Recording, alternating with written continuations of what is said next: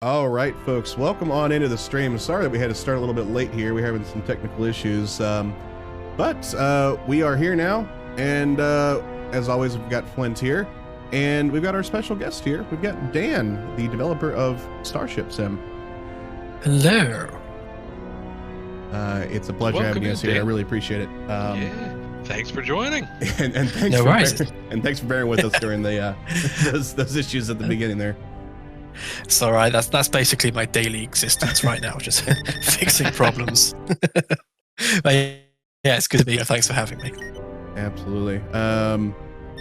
So before we get started on things, why don't you go ahead and just tell us a little bit about you, how long you've been working on the game, and some stuff like that. Sure. Yeah. Well, I've been working on the game about 2 years now. It's something that I guess I've been building up to making most of my life. Growing up, I've been a big fan of games like Elite, and one of the first games I ever played was Elite on the C64. And ever since then, I've been writing down notes and scribbling game concepts, and all of that over the years has kind of coalesced into what is now Starship Simulator. That's really cool. Really cool stuff. Let's see here. So we are in game right now. We're in a multiplayer session of what I guess you would call alpha level. What would you call it at this point? Yeah, definitely an alpha. A lot of the planned gameplay features are still in the planned stage at the moment. Right now, we've got the full procedural galaxy does exist in the game, so you can go anywhere in a 1-to-1 scale galaxy. We've got star classes O through M. We don't have any binary or trinary systems yet, and planets don't have moons yet, but the systems do exist and you can fly around them. And I've recently just added black holes as well, so we can go and take a look at one of those if you'd like to see one. I did see that, and I got very excited. I think Flint was the one that told me about that. He can attest to me getting a little too giddy when he told me about that. Yeah. So they're the latest celestial thing that's been added. Other than that, it's just been a case of working on the ship itself, just the various bits of tech, the power of the ship systems. Lots of work on multiplayer and getting that working more smoothly. I think last time I saw you guys play, you couldn't even sit in the chairs without being thrown across the ship. So hopefully that's a lot smoother now. This is actually my first time in a multiplayer session in the game. Every other time has been solo. So this is my first impression, and everyone's looking pretty cool. I'll say that. Great. It's really nice to have a gorgeous head of hair again. So thank you very much for this experience, Dan. You're welcome. I'm losing it on top as well, so yeah, it's good. Embrace it. Just embrace it. Yeah. Should we? I feel like we should probably take this to the conference room, don't you think? Sure, that's a good place to start. Yeah, absolutely. Right? Seems reasonable enough. All right. People are wondering why everything's orange. I have painted my ship orange. I don't think anyone would have wondered that whatsoever. We know you pretty well. Yes.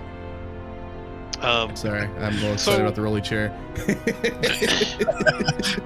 I've seen a couple of new faces in chat that I don't think were here for our last full-fledged Starship Sim stream, where you, Dan, made an appearance in chat, and from what we can tell, you had plenty to say. This is absolutely and very obviously a passion of yours. So for any new faces, can you kind of give us a rundown on what this is, what it is currently, and what it is going to be down the road? Absolutely, yeah. It's a difficult project to quantify because it's a little bit of everything. So I guess the overriding goal of the game is to be able to explore the galaxy, and for that galaxy to be as deep and full of content as possible. I think that the question that I asked myself before making the game is, if I had a starship and I had the keys to the starship and someone said, right, here you go, do what you want with this, what would I do with it? And this game is kind of my answer to that question. I would go out there, I would see what's in the galaxy, and I would just snoop around everything. And this game is going to be very much that. So It's an exploration game at its core, and then all of the other content spreads from that. So the content that's provided to the player is driven by what you find when you're exploring a star system. So it could be anything from interesting stellar phenomena to an alien race who could be friendly or hostile or ambivalent towards you. And there could be anything you can think of, really. So it's just about allowing players to just really lose themselves in the exploration side of the game. That's very exciting. And I suppose the other side of that is it's also a simulation of a starship. And we always kind of forget to mention this bit because it's always forgotten, but building the ship was another part of making the game. So from the very beginning, I wanted to build a real starship, and that's kind of like just the nerdy engineering in me. I wanted to make it for real. So that's why the structural framework of the ship's been researched heavily based on how real-world ships are made today. Although the techniques and methodology that's used for making seaworthy frames has been sort of transferred into a futuristic spaceship type design. And then all of the electrical systems and the piping and the plumbing, all of that is based on real world ships and how they operate. So every light in the game has actual cables leading back to the many distributors and battery banks around the ship. So it's all real simulated hardware. And That's lose my breath just talking about it. That's very exciting. I didn't realize that even like light fixtures had wiring and stuff like that. That's an impressive level of detail. And us nerds that just want to role play this kind of stuff, that's very appealing. That's fantastic. Yeah, absolutely. And speaking of lights, I just want to say earlier I noticed the light over in the lounge was a star system with like planets and stuff orbiting. That was really cool, and I want one of those lights for myself. We'll take a look at that in a moment. I wanted to make the whole idea of A and B deck is to kind of celebrate Earth. So the idea behind the story behind the game is that this is mankind's first experimental deep space exploration vessel. So, representing Earth as we go out there and explore and introduce ourselves to alien races is quite important. So I don't know whether you've noticed, but the actual corridor leading into the bridge is a 3D relief map of all the continents of Earth. What? Oh my goodness. Oh, I see that now.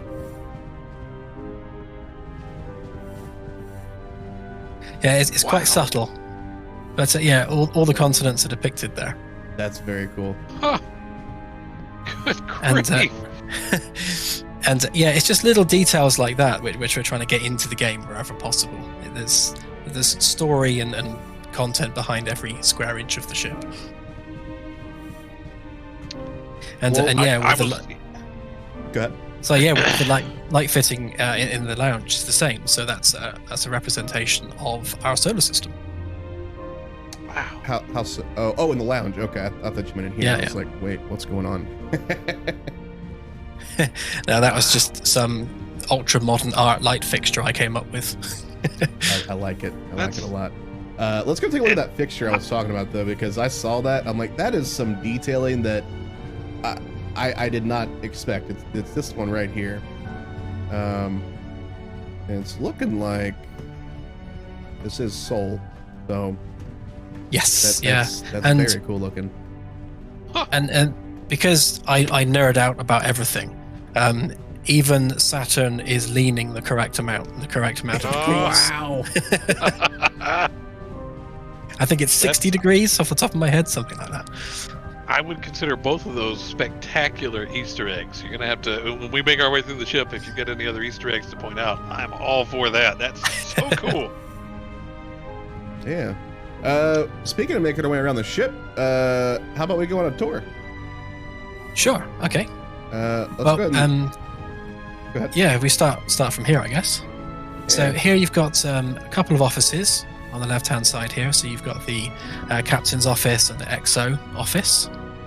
And there's actually some things you can do in here. So the windows here actually have polarization controls, so you can polarize the windows and make them light and dark. Very cool. And you can also enable scene overlays. Oh. And if we flick through those, they're just 3D HDRI scenes. Just Very to give, cool. So if you're sat there at the desk working away, it's just, if you get bored of looking at space, at least you can look at some trees or something. Yeah. And the lighting itself, so you can turn the lights on and off if you so wish. And you can also dim the lights. And you can also change the color temperature, so you can go all the way up to something like 8,000 Kelvin and come down to something more like candlelight. I love that.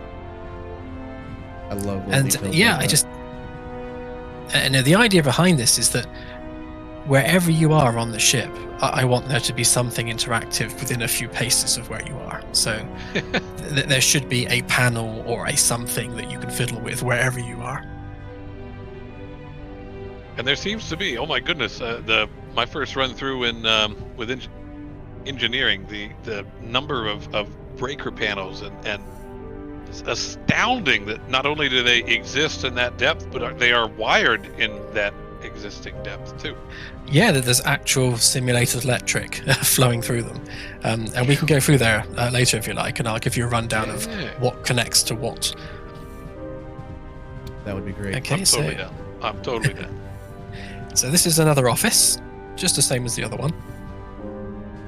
And then opposite here, it says armory, but there's currently debate about making this into a bathroom, just for the bridge crews, so they don't have to go downstairs.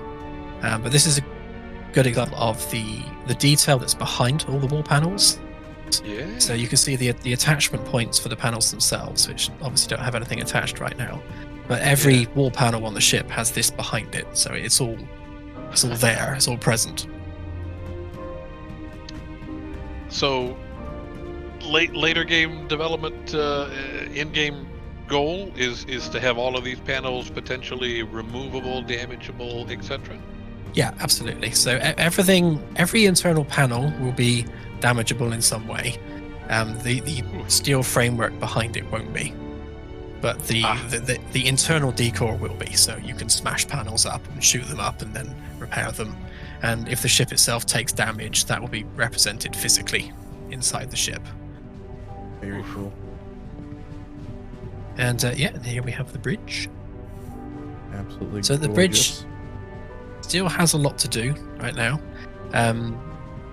So we have the command chairs at the back here. There is no predetermined captain's chair, so the captain can sit either side, and the captain has access to the conditions, and also what will be added is the controls for the holo display.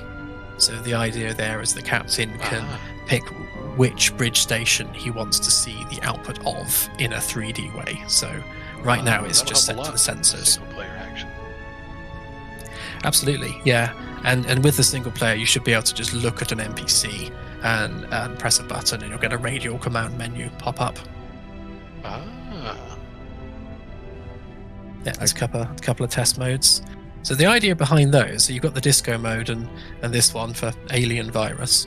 The idea behind these was to really test out how far we could push the lighting system in the game. So things can happen to the ship which will affect not just the physical ship itself, but also all the lights and then everything else with it. It's incredibly in depth, yeah. Mm-hmm. And I'm a fan of disco mode. That's very nice. Yeah, that seems to be everyone's favorite, actually. It used to do. Sorry, go on. Yeah, so it used to do strobe lights, but I removed that because that was a little too intense. I did It's notice so robust. that. Yeah, that's nice, especially for folks that might have epilepsy, something like that. Yeah, actually, yeah. So let's go over here, check out what we got as far as these our sensors right here? Yeah, so you got sensors and comms. Right now, comms isn't added, but the sensors are. And if I just hop in the sensors chair, so here you can see where you are in the galaxy on the galactic display, or you look at the stellar region. So this is the star systems immediately around the ship, and up to 20 light years, it will show you the labels of those stars, and then it goes all the way up to 50 light years, which is the maximum sensor range of the ship.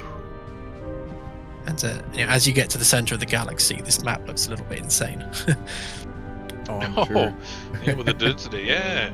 Yeah. Okay. That's it.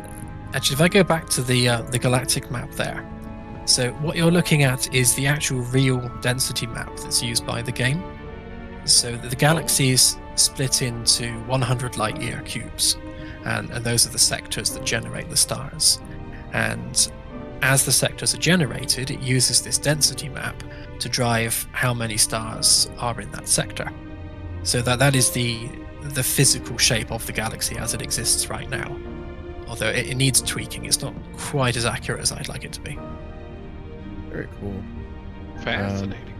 I want to say that as far as generating chunks and 100 light year like cubes, I want to say that's what Elite Dangerous does as well.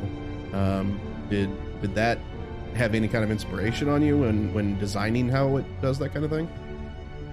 It does, yeah. I watched a fascinating video by Dr. K. Ross from Frontier, and in that they described how Elite is generating its galaxy. They do it slightly differently. They have an octree-based approach, where they have different layers of star classes overlaid until it gets down to the M-class stars, which are so numerous you can't draw them so far away. Right now, we're not doing it that way. Everything is generated within a 100 light year cube at once. But I will be moving to more of a octree-based approach, because if you look out of the window, the stars you can see are real. They're 3D physical objects in the sky, but they're not being drawn far enough away, so you can't really see known constellations yet, because the maximum view distance right now is about 150 light years, and to include all known constellations, we really need to push that to about 1,000 light years. So some more tricks are going to be needed to push the draw distance a bit. Very cool. And so actually, if I just pop us into warp a sec, then you should see those stars moving. I do remember you telling me about that when I was playing this on stream for the first time, and like, look at the skybox. You can see those stars starting to move. I'm like, that is so cool. Yeah, absolutely. Wow. And see, I'm a big fan of Space Engine as well. I think the Space Engine's absolutely beautiful, and I really wanted to make a marriage of something like Elite and Space Engine and kind of blend them together, and then stick in some ship interiors from Star Citizen. And that's kind of the game I always wanted. Yeah. And that's basically what's being made here. Wait, You how see far those did we stars just moving travel by in right about now 10 on the seconds? stream. It's very cool. Yeah, we're going at 570 light years an hour. Wow. And it's crazy, because you have to go that fast just to see the stars move. And any slower than that, you can't even see them moving. It just shows you how big space is, and how far apart everything actually is. You have to go that quickly. Yeah, absolutely. And what I added about a week or so ago is that it will always now highlight the closest 10 stars to the ship, so you'll get the labels pop up automatically. Okay. I was wondering why some of them were popping up. That makes sense now. Very cool. Yeah, so the closest 10 stars would just have a label so that you can just fly straight towards them. So no need to point at a specific star, press a button, and then jump there. You can just go right there to load right in, huh? That's it, yeah. Just, if you see a star you like, literally just point the ship at it and you will arrive. Very cool. Very cool. So what about our starboard station here. Okay, on this side, we've got the tactical console and the defense console. So that'll be all the weapons control, the shields, and everything really related to combat. Obviously, none of that's been added yet, although we do have just a test for blast shields on the bridge windows. Ooh. Oh yeah. And I'm only halfway through making the ceiling ones, but they will go across as well. Those will be fine. Nobody hits the top of the ship. It's always the right dead ahead. Great. But yeah, that's just. But a lot of people sort of criticizing the amount of glass on the bridge, so it's just an answer to that. I got you. Yeah. Well, I don't think I could ever criticize this much glass. It's beautiful. And Right? if we complain, we'll just say, oh, they're just large screens. They're not actually glass. You don't have to worry about being There you go. sucked out into space. Yeah.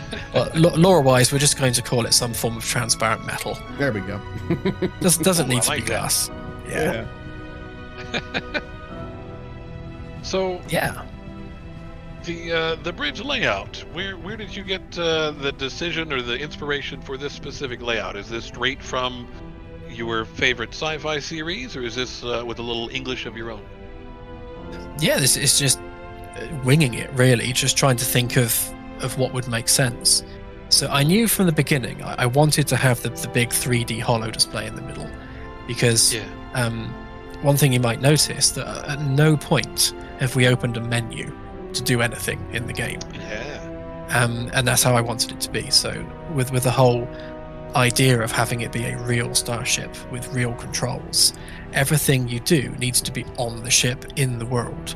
So having the ability to explore the galaxy in 3 dimensions, it needs that holo display.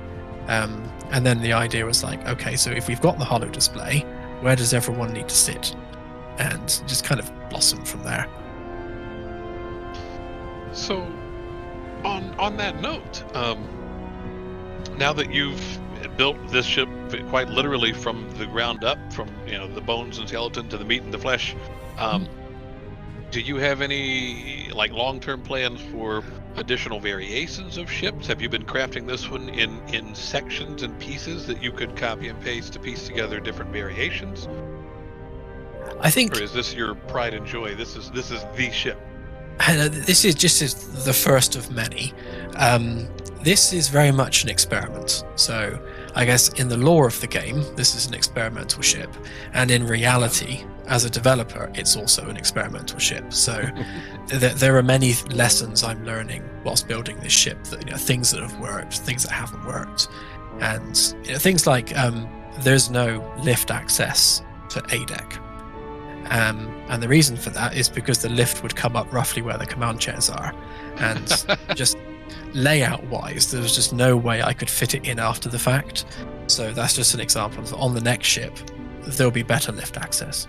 Okay. I see. So things like that. And sorry, go ahead. That was a question of mine as to why the lift only comes up one deck below here. That makes sense.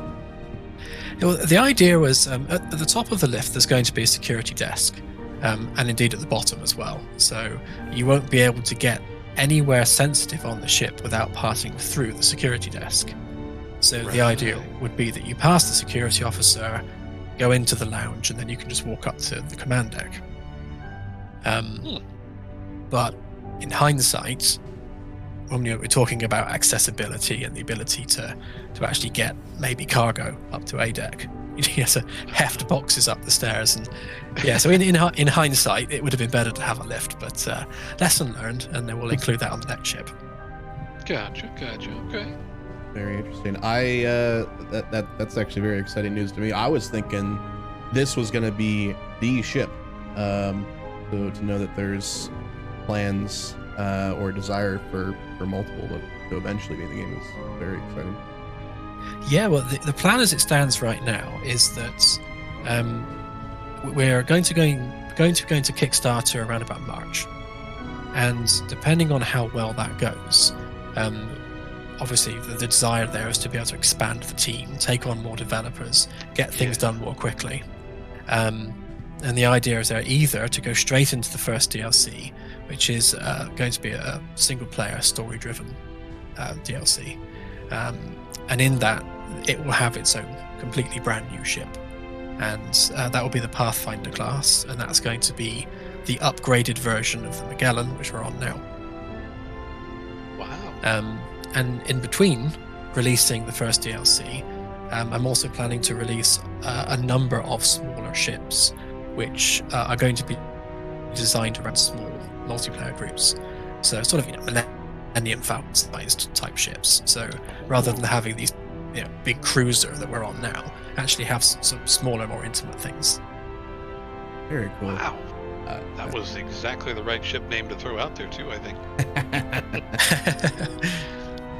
Yeah, absolutely. So yeah, things of that ilk are planned. Wow. Before we talk any more about the game, I just want to address chat real quick. I know that there's a lot of questions being asked in chat. Flint is taking note of those, or at least he said he was. So we will be circling back to stuff that gets asked in chat. So don't worry, we're not ignoring your questions.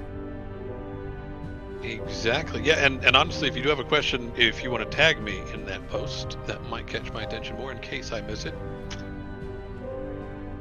Cool. Yeah, and with the complex scope of the game, it's often easier just to answer questions about it than it is just to explain what the game is. It's so broad in its scope.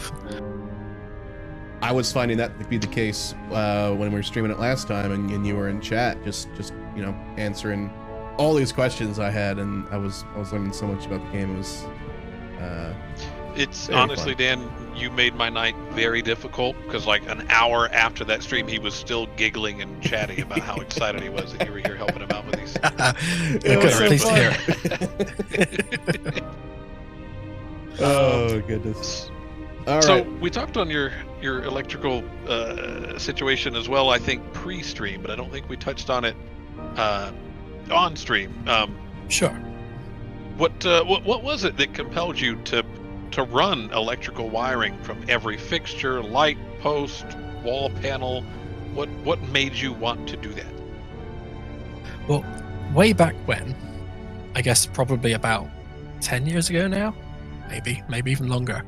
I had a personal project I was making. I was making the Enterprise refit from Star Trek, and I started off making it in Minecraft, and then I moved to CAD software and tried to make it in that, and I was going through a bit of a thought experiment about if it were real, how would it be built, how would it be constructed, what technology would it actually need to operate as a real physical ship, and really this blossomed from that. So that progressed to, so if I was making a starship, how would I make it?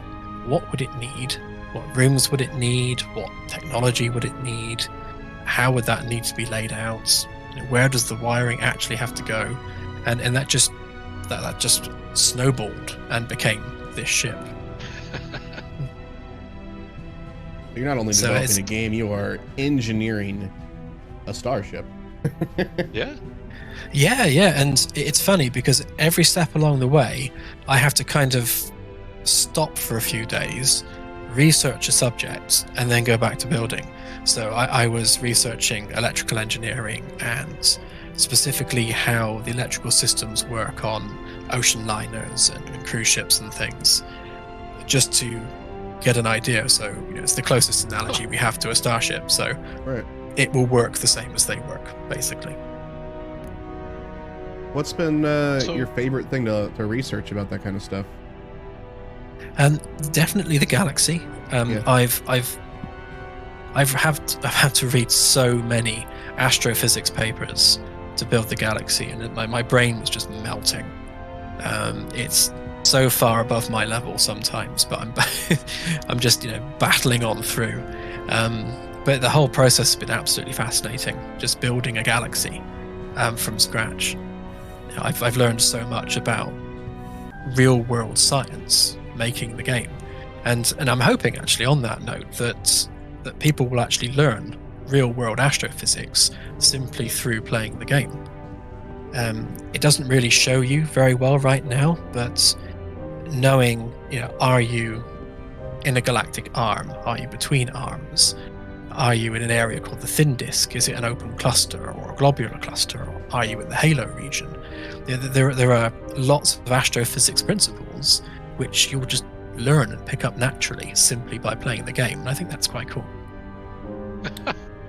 That is very cool. So that kind of segues into another question I was going to ask you. When you were actually creating the galaxy here, where were you pulling information from? Is that information that's like publicly available that you were able to just, take from some, scientific, database, or where'd that come from? Yeah, it's a mix of both procedural generation, and that's using basically known astrophysics as it exists today, and then taking those astrophysics principles and using those to procedurally generate a realistic, believable galaxy.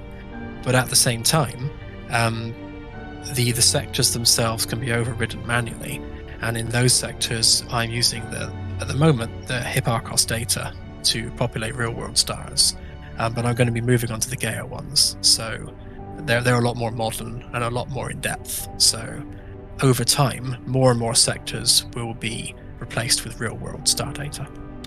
Very cool. Including known. Go ahead. Exoplanets, yeah, including known exoplanets as well. Okay. How much real-world data do you have in the game thus far? Right, that's just the Sol sector, so that's the 50 light year round Earth. Okay. It's about 2,500 stars, I think, real world. So just a couple. And then, and everything beyond that is all procedural. But Okay. as I say, so working outwards from Sol, the sectors will slowly be converted to real world sectors over time. Very cool. Very cool. I like the aspect of having real world data in the game. Even if I'm not really able to notice much of a difference because, procedurally generated, chunks of stars versus real world data, I don't know if I'm gonna be able to tell the difference, but it's just nice knowing that it, is real, or as real as it could be, I guess.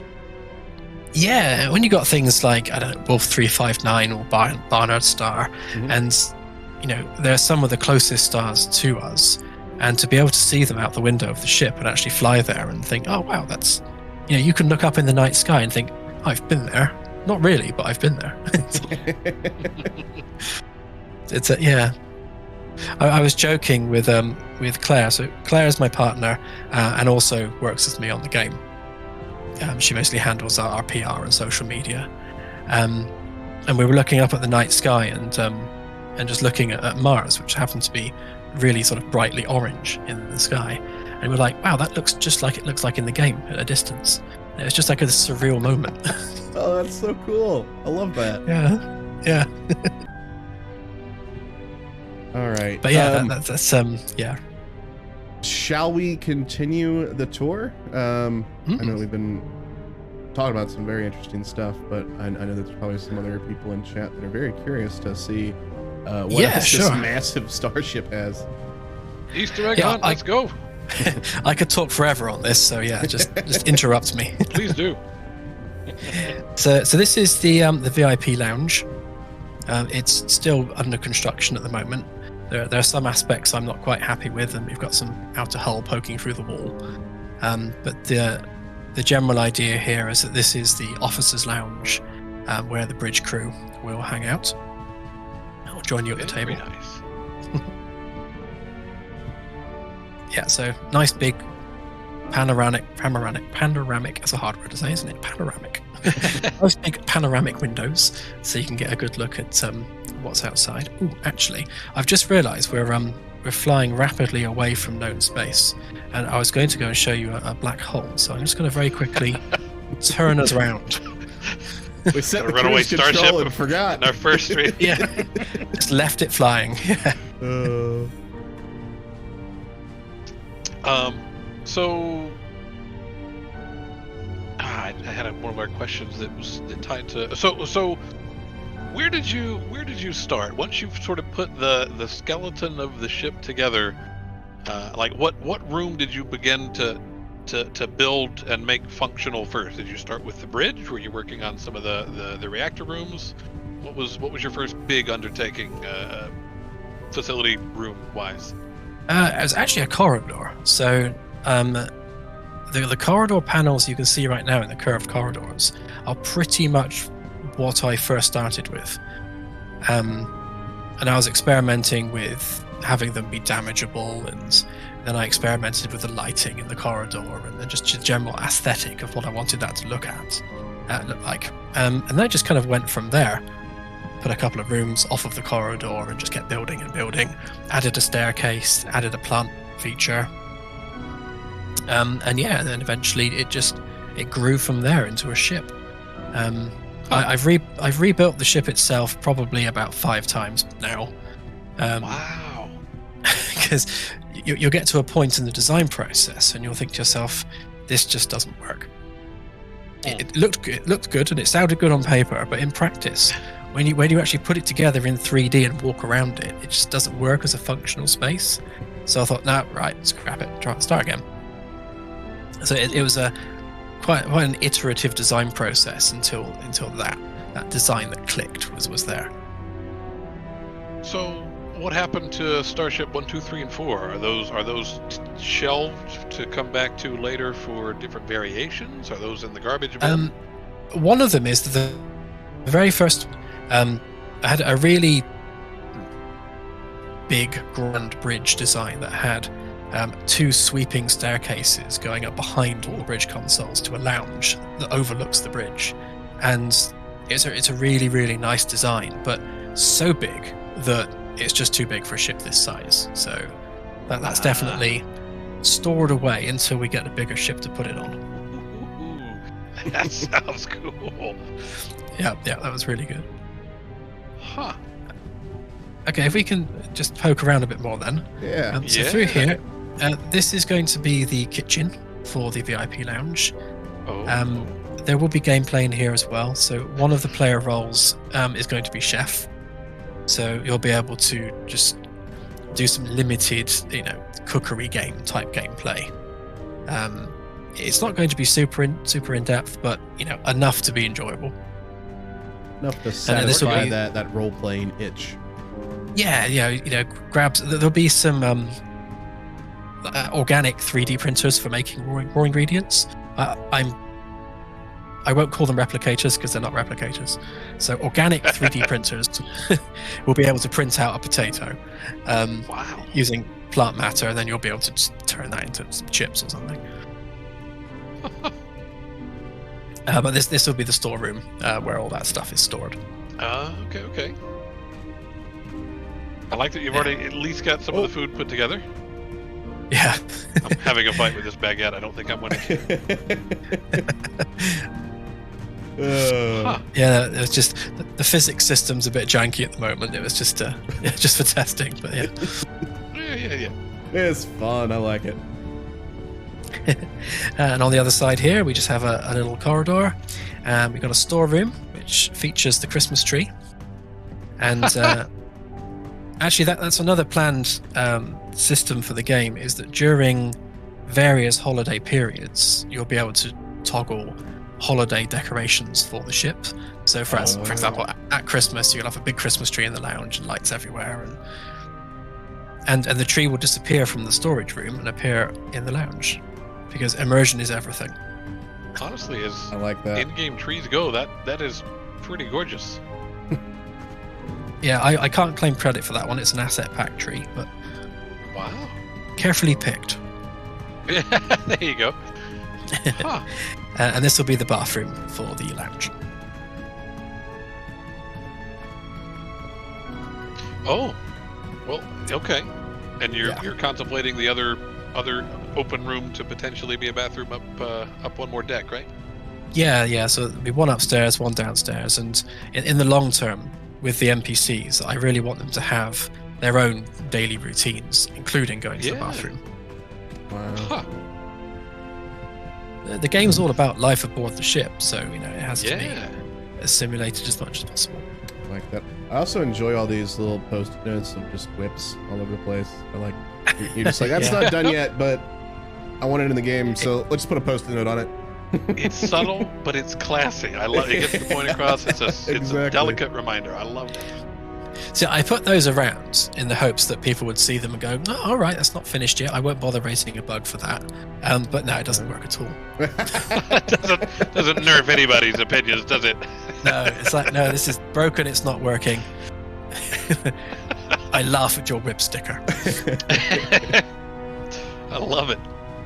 So this is going to be the crew lift, which is just an empty shaft that you can fall down. Sure can. And it's just you and me again, Dan.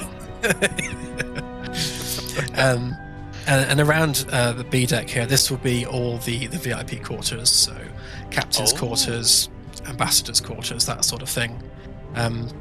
There are no doors at the moment, but behind this wall there are sort of the frameworks of crew quarters through there. Okay. And I'll be expanding. So this isn't the external. It goes deeper. Oh, it goes deeper. Yeah. So that goes all the way out to the outer hull, and there are windows on the outside as well. So this is just a safety measure for Crispy to not walk out the window as well. That's it. Yeah. I think there's some caution tape around some of those areas. And yeah, I'll expand these all the way to the corridor here, so they'll have almost like little porches with some planters out the front, just to make a nice little gate. So there's not a lot else going on here. There'll be a secure entrance to the server room on this deck, and from that you'll be able to go all the way down into engineering from this deck, so you won't need to go down the stairs or anything. Will there be any kind of gameplay involved with that server room, or is that just a place with really cool blinking lights and stuff? Yep. So with everything on the ship being simulated, the server racks and the hardware in the server racks is the hardware that's powering like the sensors or the main computer. So if they're damaged, then those things will stop working. Wow. So you'll need to go there and fix it. Oh, that's cool. Huh. I like that a lot. Yeah. So everything is breakable and then also fixable. In fact, if you look up through the grating to the side of the lights, you should see some red wires with some green lights on them. Yeah. Yeah. So those are the live wires that are currently transferring active voltage around the ship. That is bonkers. Yeah. Let me take a break real quick and just say, chat, if you're interested in this game, you can type in !Starship. That'll give you a link to the Steam page where you can wishlist. It'll give you a link to the Discord you can join, as well as a link to the Patreon if you want to support the development financially. Yeah, and thank you to anyone who does. The game's going to be released for free, so it's very much a community-funded project. And on that note, do you have any interesting or unique hoops or hurdles that you've had to go through, around, or ignore altogether, thanks to our friends at SBC? No, we've been very careful to design the game in such a way that it's not borrowing or using anything from any other IP in a blatant or obvious way. I mean, I think it's fair to say you can see where it's been inspired from, but it's not. There is no single aspect of anything in the game that you could look at and say that's taken from X, Y, or Z. The external shape of the ship is changing. So right now it's a saucer and looks like a saucer. That's going to be roughed up a bit, so it's going to be a bit more greebly. We're going to have a radar dish on it, sort of Millennium Falcon style. Ooh, I like that. Aye. And we're going to basically make it not look quite so Star Trek. Very cool. Make it its own thing. I love it. Yeah, but I mean, other than that, I mean, all the science is based on real-world science. The lore is based on real-world lore. I mean, the organization that's launched the ship is the UN, so it's all based on real-world stuff. There's nothing borrowed or taken from anywhere. Very cool. So what is our science labs looking like so far? Now, if you press T for torch, you can have a look around inside. So it's just bare framework at the moment. The way that these will work is part of the gameplay will be sending probes down to planetary surfaces, and those probes will come back containing objects, and there'll be real physical objects that you can pick up and interact with. Oh, wow. And depending on the type of object is what science lab will need to deal with it. So if it's a new ore, for example, you take it to the geology lab, and the NPCs in that lab will analyze the sample and let you know with a certain percentage of confidence what they think it could be good for. So it could be a way of upgrading the hull plating, for example, or enhancing the engines in some way. Or it could be a new plant stuff, which could be a new food. So it's the science labs will exist for a reason. They're not just decoration. That's really cool. I like that everything is having a purpose. I mean, like you were saying, like you want it to be a Starship simulator, and even though I know that in my head, like you're still blowing my mind with how much functionality there's going to be. Very cool. Also, it's just, I mean, here. all of that will be customizable. So the original ship, funnily enough, had wooden floors, and I replaced it with carpet because I prefer the look of the carpet. But you will be able to change it to wooden floors if you want, or like polished acrylic of any color of your choosing. Cool. So you'll be able to really customize everything, every surface internally. Wow. So I'm seeing someone ask the question. This is unrelated to what we were talking about before, but I'm just curious and I have to ask now. The game takes place September 24th, 2260. Is there a specific reason for that date? 2261, I think it is. It's the date of Yuri Gagarin's first space flight, or first orbit around the Earth. So it's the anniversary of humanity's first space flight. I love that. That's cool. Yeah. I think something else. Yeah, something else also used that date that I saw the other day. I thought was a coincidence, and I can't remember what it was now. But yeah, so I think it was Babylon 5. Yeah, Babylon 5 was also set in 2261. Huh. But that's just a coincidence. Oh, okay. No correlation there either. Yeah. But yeah, so this is all just going to be science labs. One of these external rooms is going to be a drone bay. So this will be where you launch all the probes from. So if you can imagine a hangar bay door in the ceiling that will open up, and drones will go flying out down to the planet. Cool. Very cool. And you'll need to actually come down here physically to launch them. Which is something else that I was kind of keen to get players out of the bridge and moving around the ship. Because there's a lot of ship, and we really want people to be able to just make use of it in a real world way. That's a big talking point. Often we're talking about who want ship interiors in Elite Dangerous and who doesn't. And in its game state now, you have to take away from what you do on the bridge at the cockpit to add gameplay in the rest of the ship. And so this is literally sounding like it's engineered for full ship functionality, not just do stuff in the bridge, go elsewhere if you want to. I love that. Mm-hmm. Yeah, absolutely. Even to the point where there will be food requirements for the crew, so that gives you a reason to go to the mess hall. It's a careful balance when it comes to adding a survival aspect to the game. So yes, there will be a survival aspect, but only in a limited sense.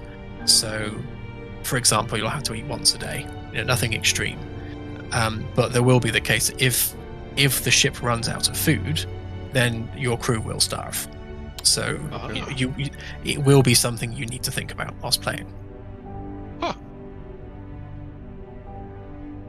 Any insight on your TBC? I'm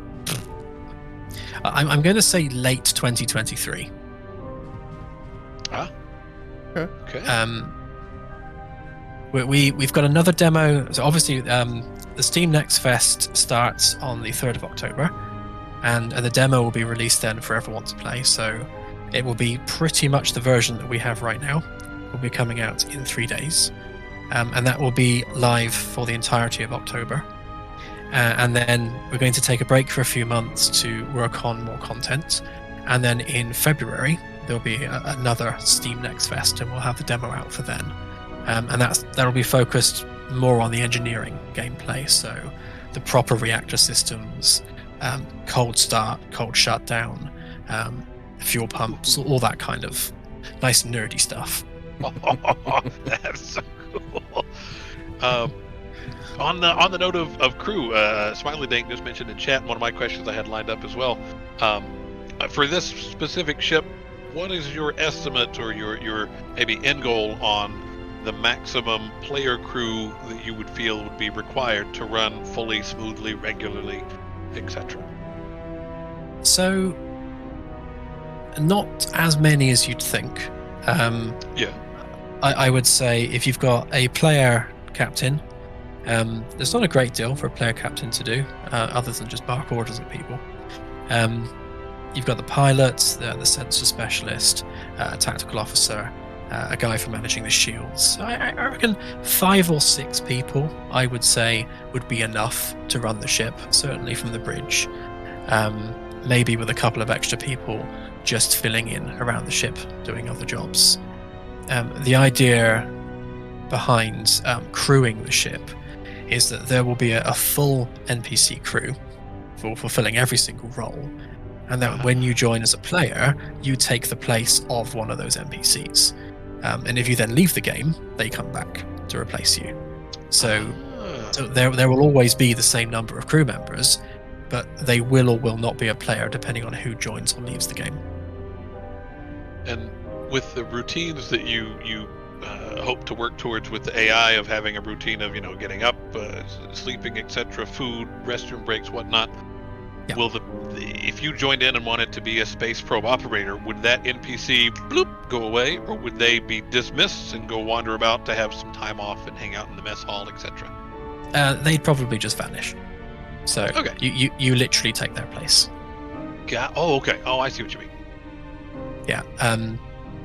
Obviously, this is next year stuff, but there'll be a crew roster, so you'll see exactly how big the crew is, who's on the crew, and then when you join the game, you'll kind of pick what crew role do you actually want to take.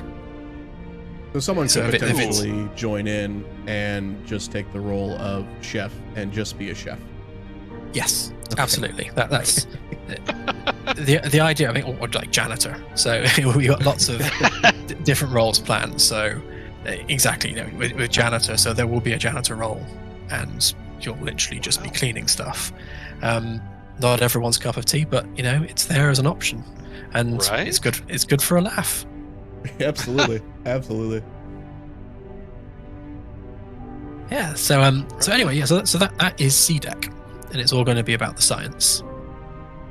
Oh, I think I might have just crashed. I think my game just crashed as well. Frozen as well. I'm at 0.2 frames per second, so if you guys are crashing, it's probably I'm the host. Yeah, way to go, Crispy. Thanks a lot. Yeah. While he's getting that back up, I'm gonna keep you going with on the NPC and the crew aspect. You mentioned next year. Is that when you're expecting the first wave of crews to be implemented, or is that farther down the road? Well, we've already had crew on the ship previously, and we had a crew of 200 just sort of wandering around, going about their business, just as a stress test, and it handled it fine. So it's quite well optimized already. So we know that works. Amazing. And when we had weapons, they're disabled at the moment because they don't work great in multiplayer yet. So it's cleaner to not have them than to have them really janky. Gotcha. But when they were working, you could shoot any of these light panels, for example, and they'd break, and then one of the NPC engineers would come along and fix them, and then they'd be working again. Huh. And that's kind of how the NPCs are going to work. So you'll have a task list for each division of NPC, be it engineering or science or any of the other divisions, and say there are, say, 10 NPCs in each division, there will be tasks generated on a job board, and those NPCs will just help themselves to those tasks. They'll just pick the one from the top and go and do whatever needs to be done. And the player can also do those tasks. So if you are working in that division, you will work from the same job sheet and do the same jobs on the ship. And if those NPCs get killed off during normal gameplay, then the player will have to do more and more and more because they won't have as many NPCs doing it for them. Huh. That's honestly way more fleshed out than I was expecting. That's impressive. Yeah, it's I guess that's what I was saying. It's such a wide scoped game. It's really difficult to explain it all in a single paragraph.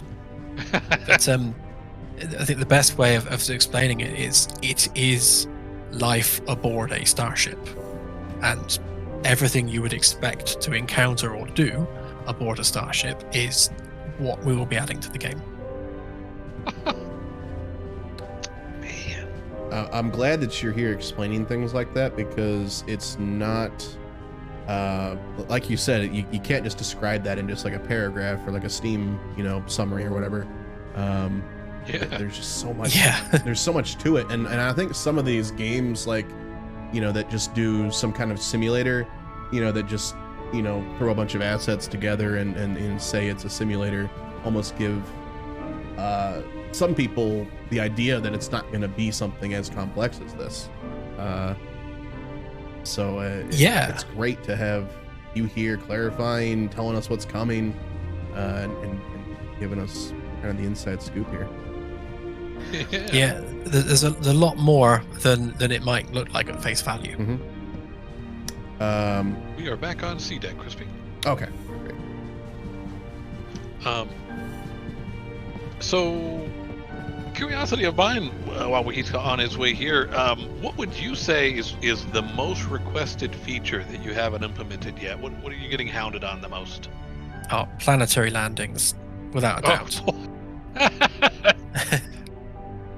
So the way that we're able to do this, so obviously it's a very big ship. It's actually 200 meters in diameter. So it's a big ship, 7 decks, 200 meters wide. It's huge. Yeah. Throwing that around with physics objects all over it is obviously impossible. So we have to move space around the ship. That's how that works. That's how we can achieve the magic of flying through space. Gotcha. But in doing so, that makes planets quite awkward, because planets are suddenly moving, and the tech needed to have a landable planet, when the planet itself is the thing that's moving. Or to quote Star Trek, space is the thing that's moving. It's an extra technical complication that means we can't just click our fingers and do that really easily. There are plenty of marketplace plugins or anything else which allow you to just throw in some 3D planets, but it's not quite as simple as just turning them on. Gotcha. But that's why we want to expand the team. More developers, more minds working on the project. We can start looking at things like planetary landings and surface vehicles, and it's that next step in exploration, is being able to get out of the ship and actually explore on foot. Very cool. And I think you just answered one of the questions I had from Aren't here earlier, so you're an overachiever, Dan. Oh, great. Perfect. And I saw you got us back onto course somewhere, Crispy? Yeah, we're heading right to the black hole again. We might be arriving, fantastic. because Should we go and have a look then? The frame rate just plummeted again, so... Yeah, we seem to have an issue at the moment, as of this last build, where if you're downstairs and we arrive somewhere, it kind of tanks the frame rate a bit. So that's the first thing I'll be looking at when we end this stream. Because there's always something.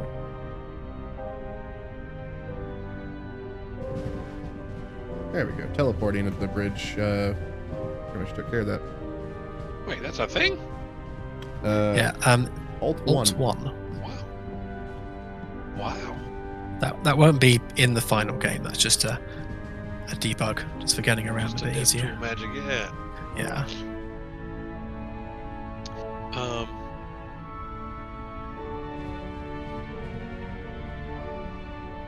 Excited to see this.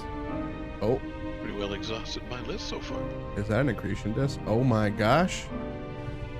Whoa. No way. Look at that. Whoa. Is this safe? Should we maybe not be flying right at it? Well, fortunately, damage is not enabled right now, so you're okay. Let's go! Full steam That- ahead! Looks fantastic. All right, I shall take control of the helm and fly around it a bit. Okay. So we can fly the ship with the keys now, which makes life a lot easier. I love that, yeah. So if I flip us over. Oh my god, look at the reflection on this hull of the ship, Oh. too. The texture on that reflection, even. Oh, That is so cool. So this is just literally an initial test of a black hole, but the texture of the accretion disk is fully configurable. So we will have all manner of different colors, textures, sizes, and so every black hole should be unique in some way. That is fantastic. We can actually fly inside it as well if you want to see something freaky. Yes, let's see it. boy.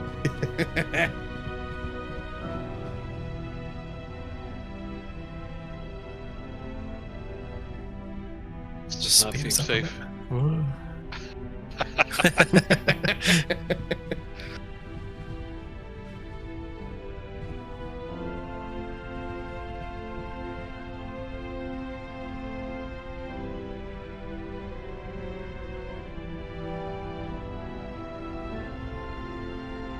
Is there a bookshelf behind this? Is that an Easter egg? we're Yeah, about I was to just jump gonna into? say.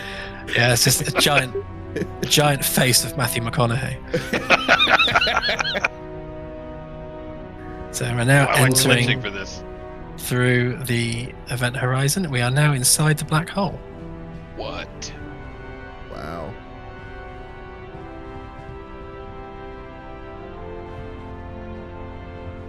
Kind of lost the way out. Oh no, there it is. There we go. Oh, wow.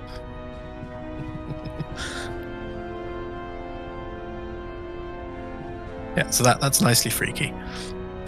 That is Ooh. fantastic. I ran back to the lounge back here to see our exit. Oh my goodness! Oh, yes. I want to go back there real quick. And you just added this a couple weeks ago, like it was no big deal. Yeah, about a week ago. just creating black holes. No, nothing to see here. Wow. It's a good example, I guess, of what's planned for the galaxy. So because the galaxy is one-to-one and fully navigable, so there's space between everything. It's not split into separate zones or separate instances. It's all completely real time. It means we can have rogue planets, we can have any kind of spatial phenomenon you can think of, and just spread it throughout the galaxy. So we'll have things like wormholes and all other crazy stuff. Comets? What? Yeah, comets. We're going to have Kuiper Belt type objects around all the solar systems. Okay. Wow. And the idea of the wormholes is that they will be procedural as well. So when you find the entrance to a wormhole, even I won't know where it comes out because it'll be completely procedural. It'll just be somewhere in the galaxy. Very cool. I'm just in awe at this black hole. I love it. It Yeah. looks so good. I thought Elite had cool black holes. I was very wrong. Right. The accretion disk is bent with the gravitational lensing, but the stars behind are not yet. I have extreme performance issues with that at the moment, so it's on the to-do list to sort out. But yeah, but the accretion disk itself is lensed. Huh. Very cool. It's mesmerizing. I'm in awe right now. Yeah, like just to summarize, when you were a kid, you loved space and sci-fi, and now that you are an adult, you have built it. How does that feel, Dan? To have created an entire galaxy to bend to your will. Yeah, it's dizzying sometimes. Yeah, it's funny because I will where we live quite far from any kind of light pollution, so we got a decent view of the night sky, and I'll look up at it, and for the first time about 3 or 4 weeks ago, I was laying on our kids' trampoline just looking at the sky, and for the first time I saw it in 3D, because up until now it's just been like, yeah, stars, but seeing it and appreciating that that there's gaps and they're different distances away. It's a 3D star field, and it wasn't really until making the game that I really appreciated that. Huh. I had a similar feeling just a couple days ago. I was at my girlfriend's house, and she lives out where there's not a lot of light pollution, and I could see the Milky Way with my eyes, and it was just one of the coolest things. It just made me feel so small, and took a picture with my phone. It was even better. Oh, it was so cool. Yeah, absolutely. All right. So we get a little distracted by this black hole, I think. Yeah. Shall we continue our tour? Yeah, should we go down to engineering and have a look at those systems? Yeah, let's take a look at that. Yeah. So on the way down, we'll pass through D and E decks, and there's really not a lot to see there. It's just crew quarters. There are 200 crew quarters on D and E decks, and they will all be housed. They'll all have someone living in them. And we want to do it in such a way that they're all unique. So every crew quarters will be different from the next. So they'll have their own pictures on the wall, their own props and things. So you can go around just exploring people's bedrooms pretty much. When you put it like that.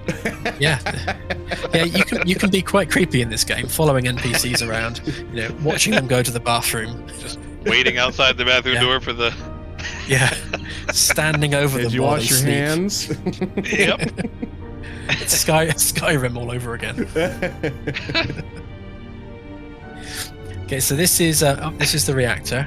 That's just a placeholder model. So the final model is going to look chunkier than that, and the yellow bits you see sticking out, they're beam injectors, and those need to be maintainable by the player, and right now you can't get to them, so they will be extending all the way out to the actual railing so you can access the hardware, and the whole thing's just going to be a lot thicker and chunkier and bigger, and it will extend to the railing all the way up, so it's going to be huge.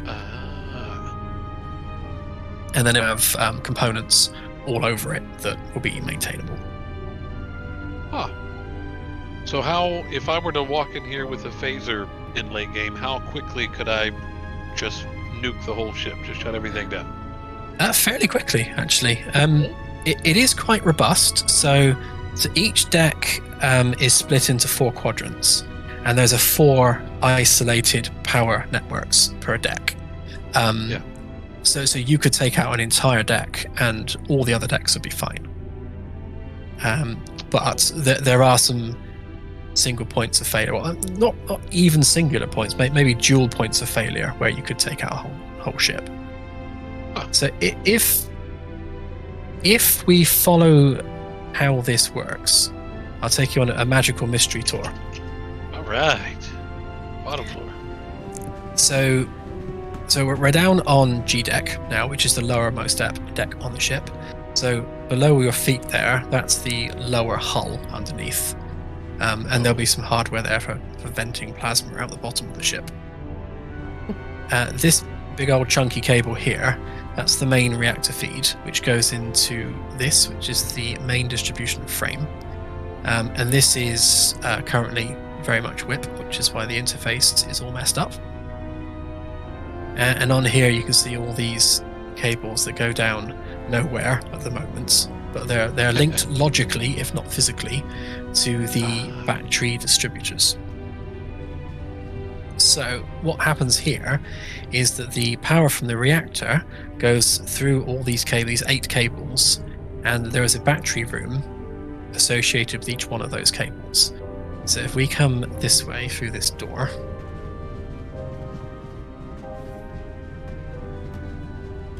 and you can see under the floor here, you can see some cables coming through. And then that's these cables in here. So you've got one cable going out and one coming back. I believe it's the one at the bottom, which is the output one from the reactor. Yeah. And that goes into this box. And what that does is that splits the load into 6 ways. And then each one of these cables coming out of this box, if you go around here, you can see that they're poking through the wall. They'll have proper spaces cut out for them, but all of these are going to individual battery arrays. So if we come back this way, sorry, this is going to involve a lot of running around. That's quite all right. I need the exercise. And just a quick note, this box on the wall here is one of the lighting circuits. So these cables are powering all the lights in this corridor.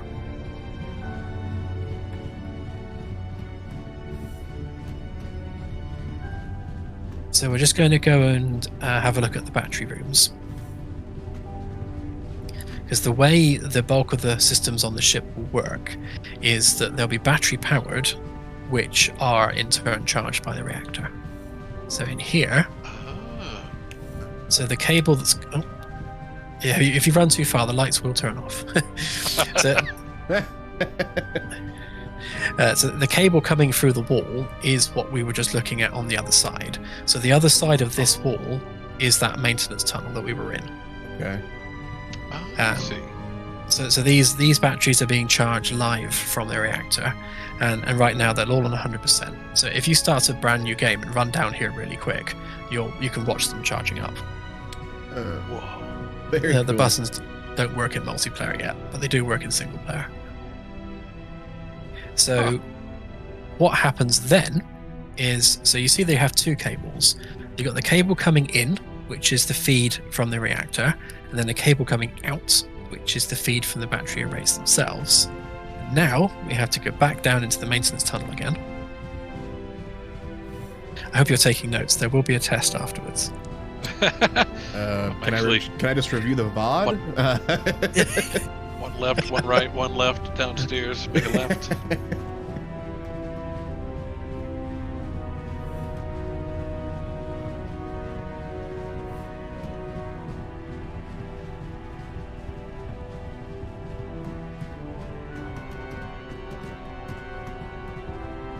Janky stairs, need to smooth them off.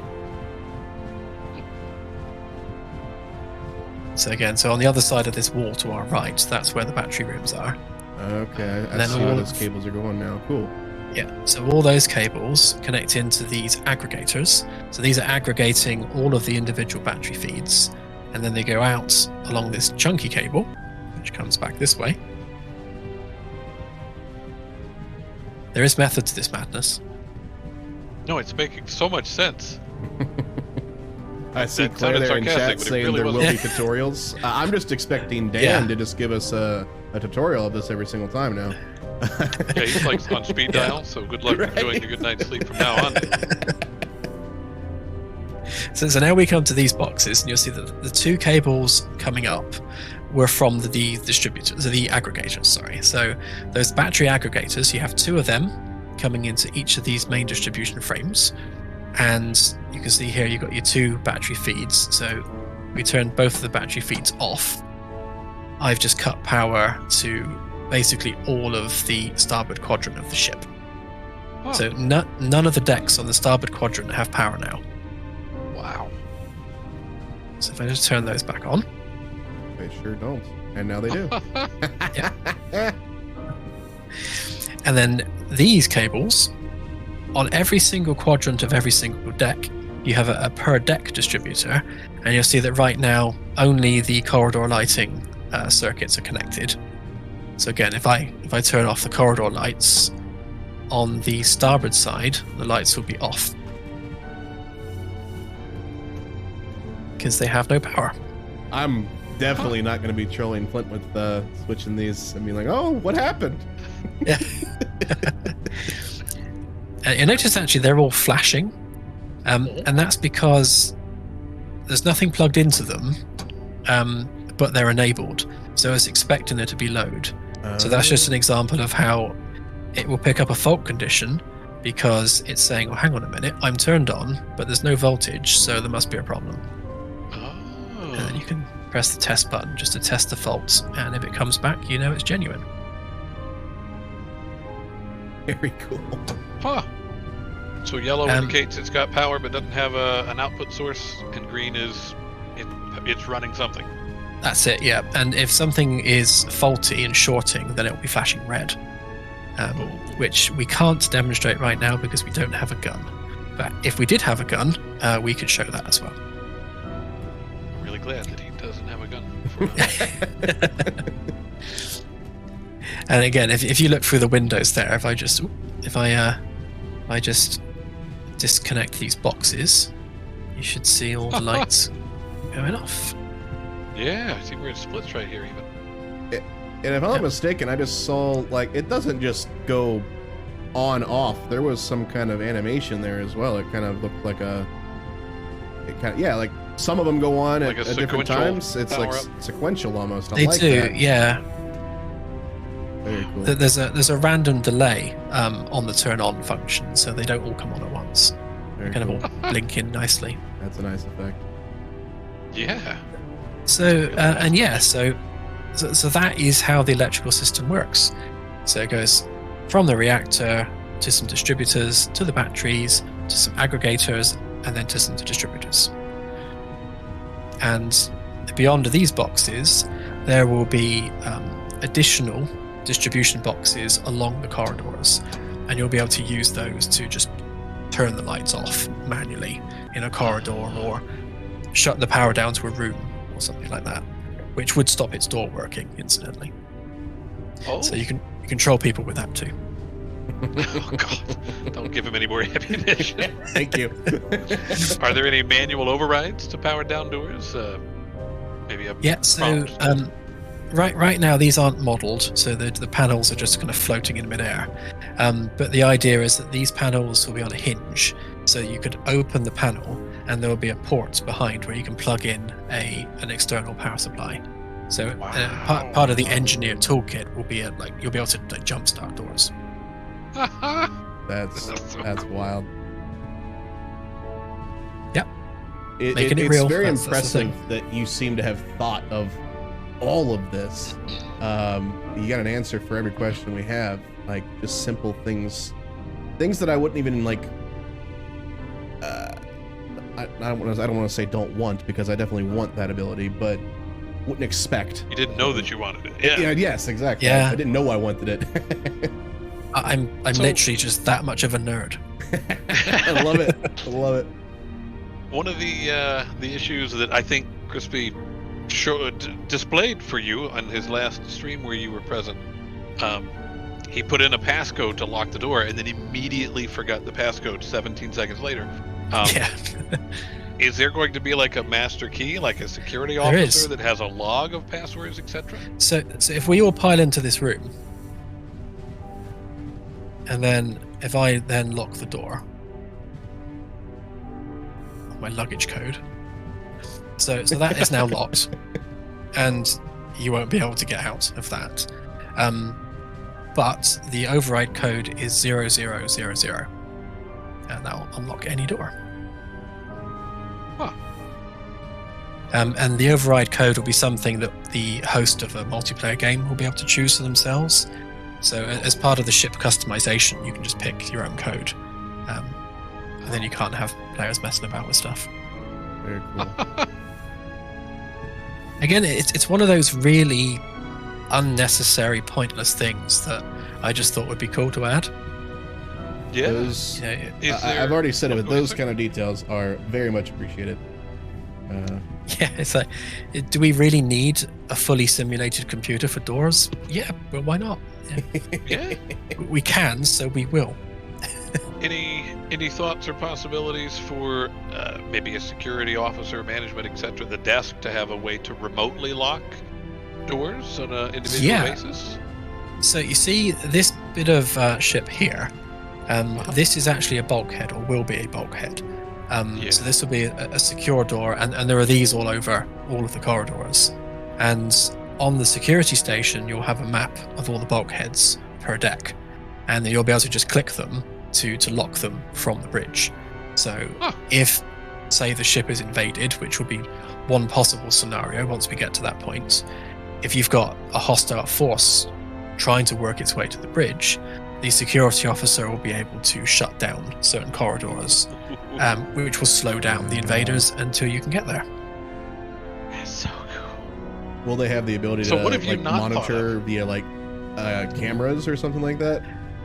Yes, there will be CCTV attached to every single bulkhead door. Wow, very cool. So you'll be able to. So when you close them from the bridge, you'll be able to look at the screen and actually watch them close. Okay.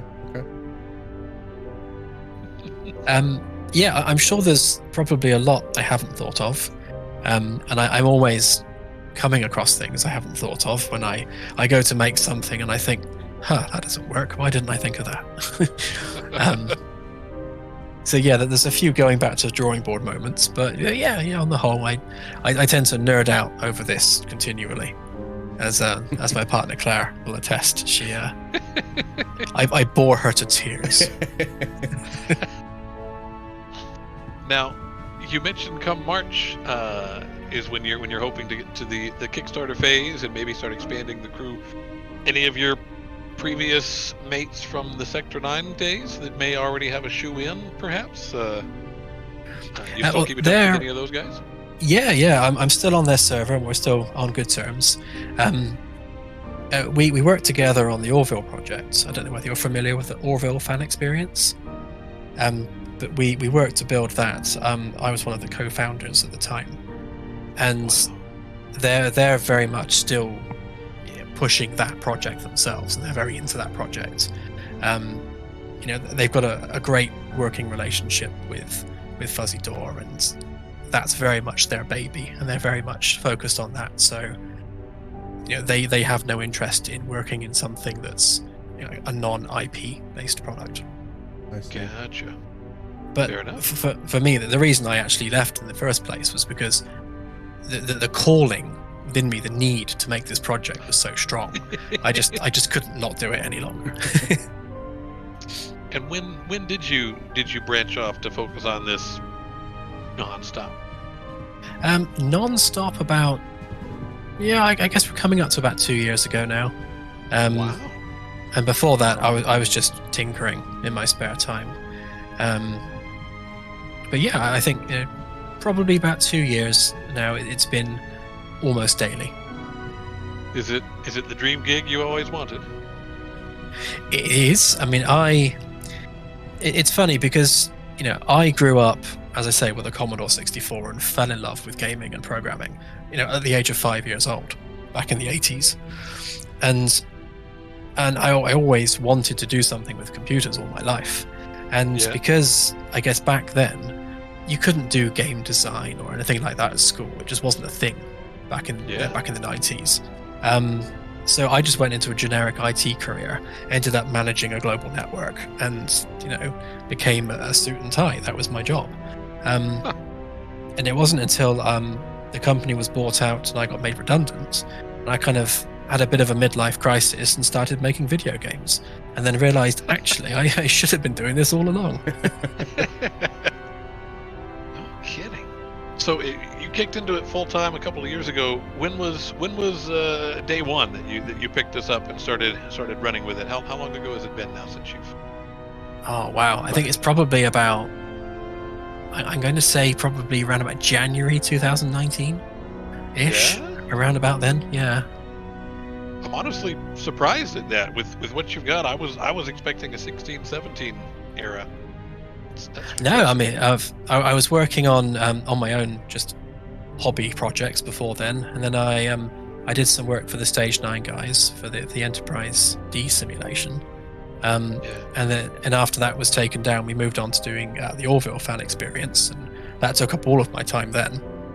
And then, as I say, just the itch that I had, this nagging itch that I just couldn't escape, was like, you have to make this game. And I was like, yeah, I need to focus all of my attention on this now. So that's what I decided to do. And you willed it into existence. Sure I did, yes. Yeah, all those times, sat at school as a teenager, scribbling things down in the back of books, designing.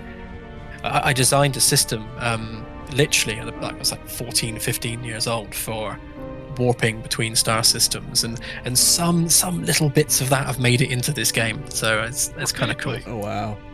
I wish I could go back and speak to my 14-year-old self and say, look what you've made now.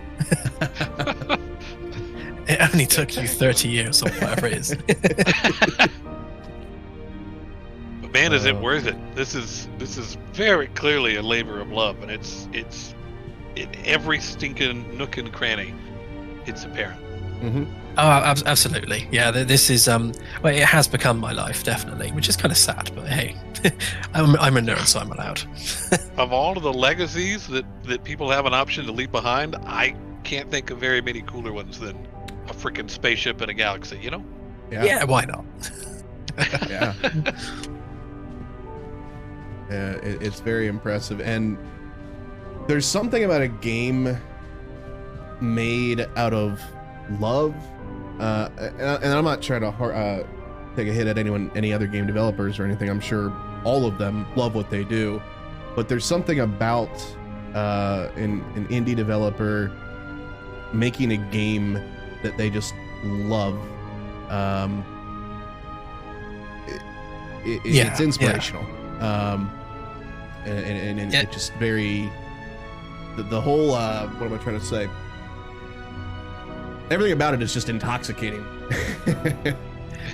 Yeah, I have a conversation regularly about the difference between indie versus AAA or AA, and it's indie titles tend to be like a particular IP or a series of games, and you'll have like version 6 or 7 of that same title, and they tend to just keep making safe, money generating products which are corporate, compatible with their corporate vision, and it's what the investors want to see, and it makes them, it ticks all those financial boxes.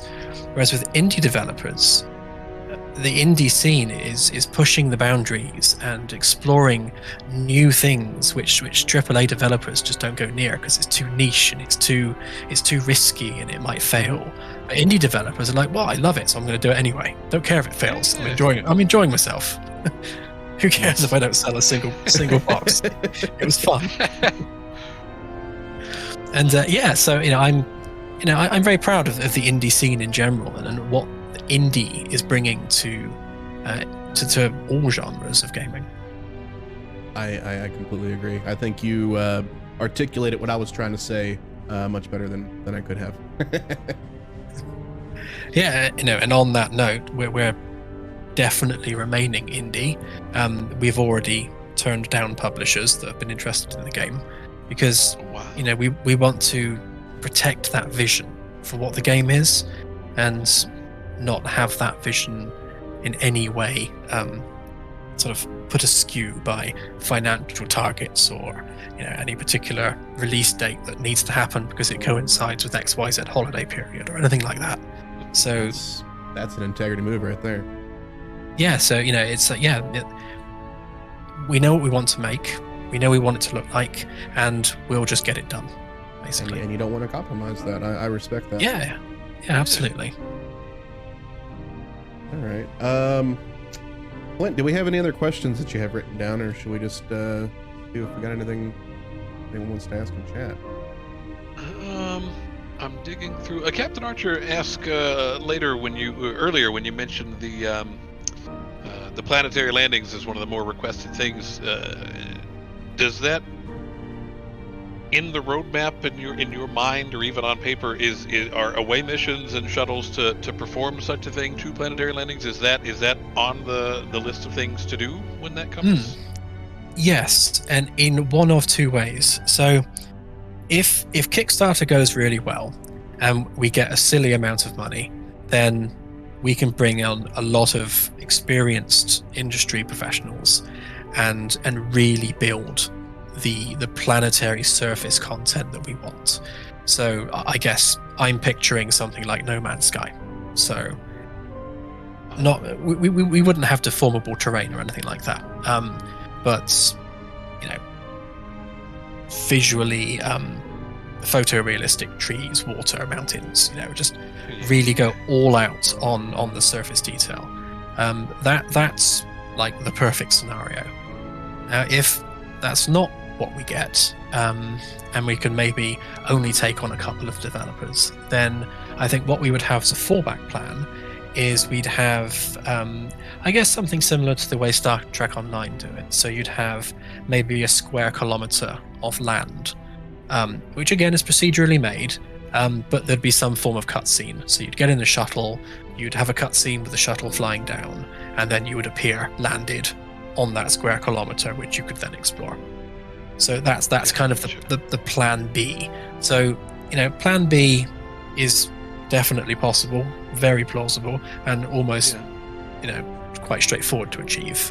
But plan A is, yes, I want to be able to land this ship on a planet and step out. I'll tell you one thing. I think I would be just okay with even just plan B. I mean, even got like a AAA title like Starfield, like that's their plan of just having, it's not a fluid thing. You have to go to a planet, some kind of animation, and then you're on the surface.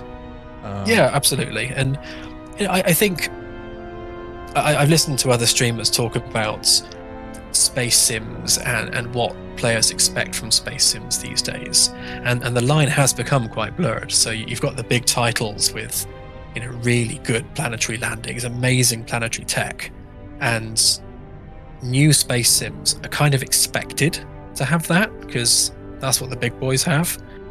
And it's, as a solo dev, it's like, okay, I'll try to see what I can do, but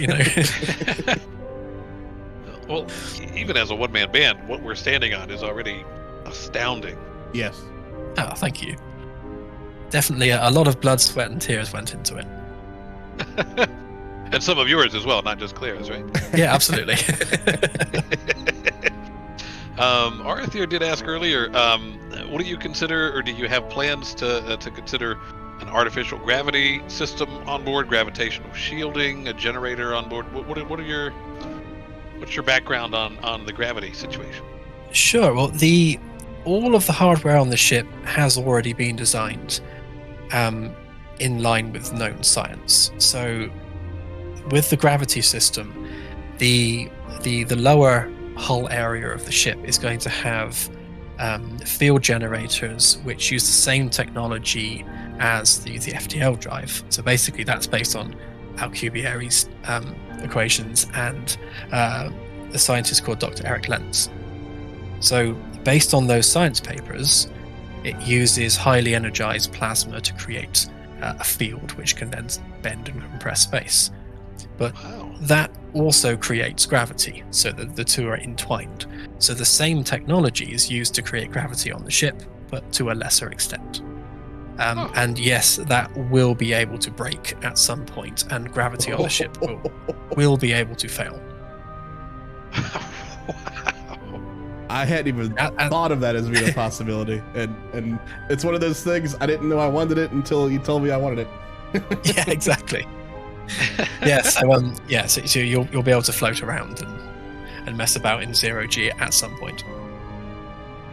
Very cool. And it sounds like you just covered Smiley's question about propulsion as well. Yeah. So The sublight, I don't know whether you've ever heard of a Vasmir rocket, but basically it's like a plasma rocket. So the main non-FTL engines, the sublight engines, are going to be a 200 years advanced version of a plasma rocket, so it's entirely electrical, and everything on the ship's entirely electrical, and that's how you'll get around sublights. And then obviously the FTL is compressed space. Very cool. I think we already talked about it, but Dave Soft asked, what is the price of the game going to be at launch? So there's a few different versions of the game which will be coming out. The base sandbox, which is what we're playing now, that will include the full galaxy, the Magellan class ship, all the procedural content, the procedural aliens, procedural ships to explore, all that stuff. That's all going to be completely free. And that is funded by Patreon, community donations, and at some point some small DLC ships, which will probably be £5, £10, something like that. But the base game itself will be free, so you can explore the galaxy with friends without any cost, no barriers to entry. And probably a year or so after the release of the game, we'll be looking to bring out our first DLC, which will be most likely a single-player campaign. And that's going to be very much a story-driven narrative experience focused on the player themselves as the hero of the story. And that will have a typical indie title, probably £30, something like that. And then after that, we've got a number of other DLCs, which are, again, single-player stories, which will have a similar price point. Okay. But the sandbox experience is completely free. That's awesome stuff. Has there been any discussion or thoughts on like in-game cosmetics via like microtransactions, or is that not something you want to pursue? No. No. Being a parent and with kids that play things like Genshin Impact, the amount of money that they plow into these games with microtransactions, I think is shocking. And just on sheer principle alone, nothing will be charged. There'll be no microtransactions, which is why the ship customization is literally just a button. You press it, you customize your ship, you press save. No money needed. And that will always be the case. Another integrity move right there. Yeah. So I've seen lots of people in chat with that. Certainly a phrase that I know somebody in your line of work would love to see. People have been begging you to take their money. So could you elaborate on how they can fiscally contribute and support right now, and what that might entail for them on their end as well? Okay, sure. So if anyone wants to back the project on Patreon, I'm sure someone can throw the link up. On Patreon, you will get access to the development builds of the game, and that's a lifelong key. So that key just gets you access to all the dev builds, and access to the development channels on our Discord. So you can speak to me and everyone else, just have an input on the game being made. And it's made a difference. We've got quite a few Patreon supporters now, and they do make a difference to the development of the game. We bounce ideas off of each other, they suggest things, and they think of things that I don't think of, and it's great to have that two-way conversation with the backers. Or if you just literally want to throw money at us, there's a PayPal. But again, I think it's £15, and you will get lifelong key access for the development builds. Very cool. And that's immediate access, so that's it right now. Okay. And if you want to put that link for, I don't have that as a command, unfortunately, but if someone has that link handy, feel free to post that in chat. For the Patreon? For the PayPal direct donation. Oh. I know I saw it in your Discord useful links category, but I didn't think to include that. It looks like Claire is screaming Kickstarter. Of course. Right. Okay. So, something Claire is quite rightly concerned about. is that obviously with Kickstarter, if you fail to meet your goal, then you get nothing. So her concern is that she doesn't want people throwing money at the project now if they were planning to back the project on Kickstarter, or rather instead of backing it on Kickstarter, because backing it on Kickstarter helps us meet that goal, whereas just backing the project on PayPal doesn't. So good to know. If you were planning on backing and you're happy to wait till March, then we'd really appreciate it. Thank you. Great. And obviously, as that gets closer, whenever there is a campaign page, we'll be promoting that and throwing that out to the community, because I don't want to speak for everyone, but it sounds like everyone wants this game to succeed, because everyone is very excited in chat right now. Man. Great. I definitely wanted to succeed. Yeah, I can't imagine why. Absolutely. Yeah. I mean, this is the game that I want to play, which is, I guess, why I'm so invested in it. Yeah. Because I've always been an explorer, I guess. When I play Space Sims, is what I do. I go and explore. So this is a game made for explorers by an explorer. That's my favorite thing to do when I'm playing Elite Dangerous. So I'm very excited for that prospect. And I will admit that in something like Elite Dangerous, exploration is not my highlight, but everything I've seen and experienced, and what you have foretold to come, this will be my first passion for the exploration gameplay. Everything about the life on the ship is so up my alley. I've been wanting in space ship interiors in Elite since I discovered Elite Dangerous existed. Me too. This is a dream. You too?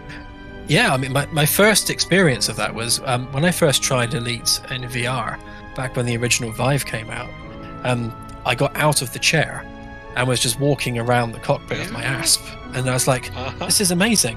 And just I had these really funny moments where I'd fall asleep playing the game with the VR headset on late at night, and of course I'd wake up and open my eyes, and for those blissful few seconds I was really there before my brain caught up.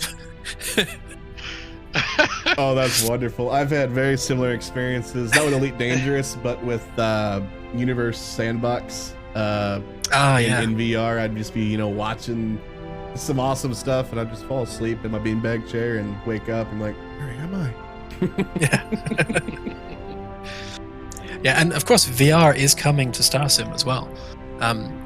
We have tried it in VR, it does work, but obviously the gameplay needs to be fleshed out for that. Yeah. What about head tracking? Is that a complimentary addition that comes with developing for VR? It's something which it's something you need to add separately. I'm not sure. I suppose you could do it. It would be useful for the helm, perhaps, to be able to look around while you're flying the ship. Yeah. But yeah, in general, I don't find head tracking helpful in FPS modes whatsoever. I like you said, I can only really see it at the helm or at a station. Yeah.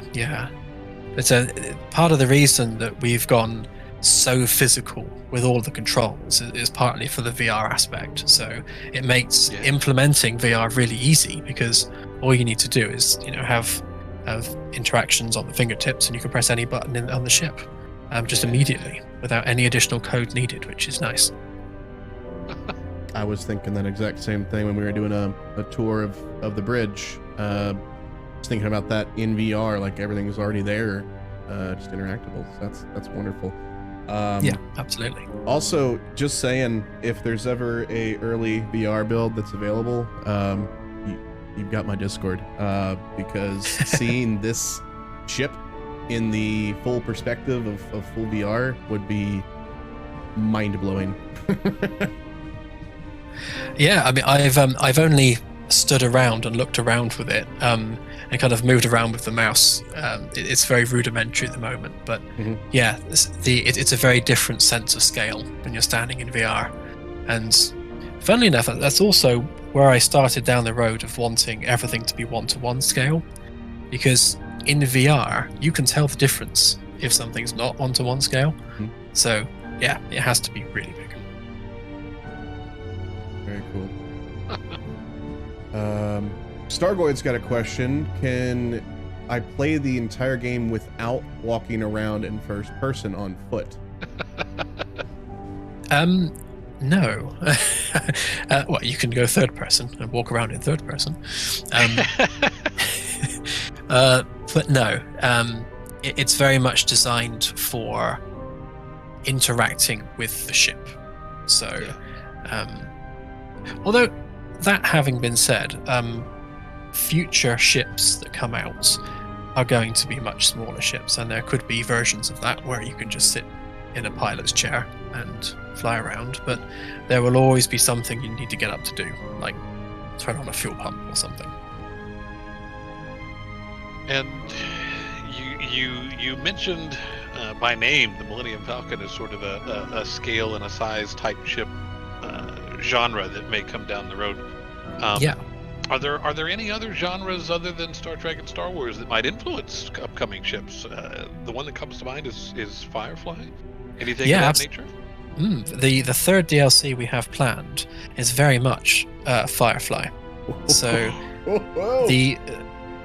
if you were to liken the first DLC to being Star Trek-esque, so it's all about science and exploration, the second DLC is more Star Wars. It's a very military-based storyline, and the main ship for that is probably going to be a carrier-class ship with fighters and things.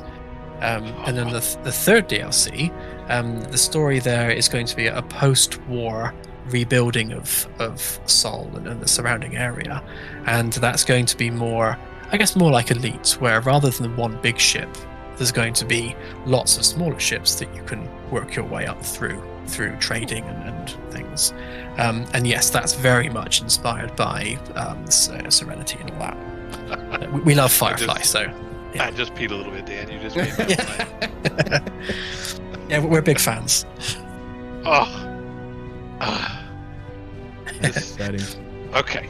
Yes. I guess since you're not going live on Kickstarter until March, it will be Starship Simulator, no space, etc. Any idea on the URL that we can, start shoving down people's throats right now? I believe Claire can tell you that because she's the one that was setting it up. Oh. That's a good question, Papadopoulos. Let's give it a bit of a tour for Darkside there. Yeah. The ship that we're on board now, would you consider this the middle size, one of the larger sizes, how would you rate this one in terms of what you might release down the road? I'd say probably on the larger side. It's all going to depend, because obviously, although the bulk of the structural framework is done, and the bulk of the electrical work is done and it's working, it's ticking along and it's performant, it works, it's not too laggy. Once we start filling up all the crew quarters with props and other items, we don't know exactly how far we can push that size-wise. So 200 crew quarters, all full of physics objects.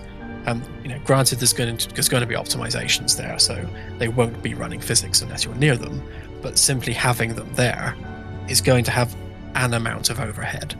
So this might be as big as we can go realistically. If this proves to be no problem at all, then we can definitely go bigger. The carrier class is probably going to be narrower and longer, but with a similar amount of internal volume. Gotcha. Okay. The shuttle bay on this ship's actually quite huge. Oh yeah? Yeah, we can glitch into it if you're interested in doing that. Yes. I'm on my way. I can hear Claire grinding her teeth behind me already. Don't show them how to break it. What deck is that on?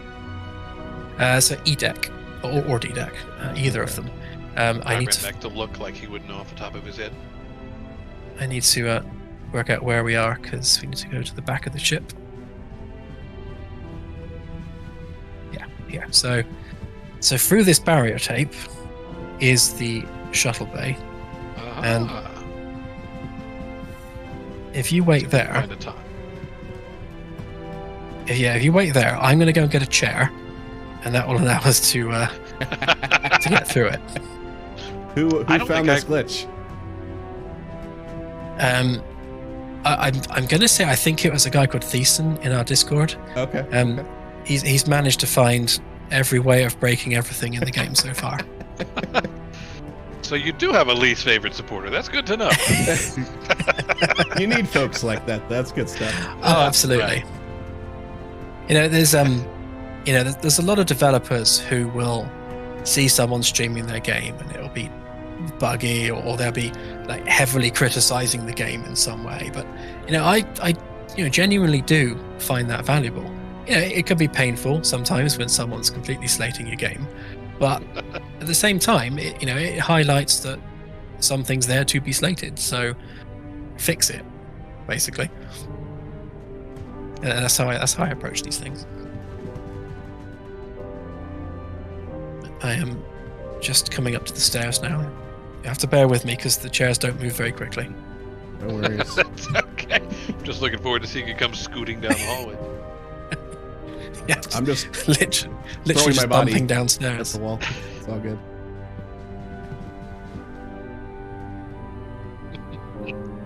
I do like the ragdoll. I do. I like it as a ragdoll button. But the ragdoll is in a similar vein to the chairs, in that it's something that I added it and I thought, well, this is silly, and I thought, oh, it's so silly that it has to stay. I love it.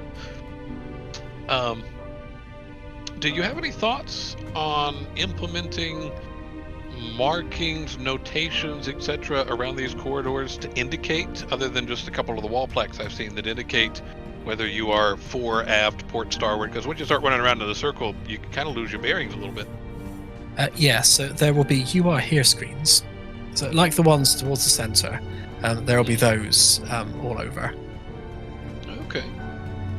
Have arrived. Here you come. Look at you go. So if you kind of get the chair in the right position and kind of get out of it, you should be able to just glitch your way through, and then it's like, can you just ragdoll through it? It's I've actually done some work to try to fix people from being able to do this, so I may have shot myself in the foot with that. But I'll keep trying. You've thwarted yourself. That's an impressive feat.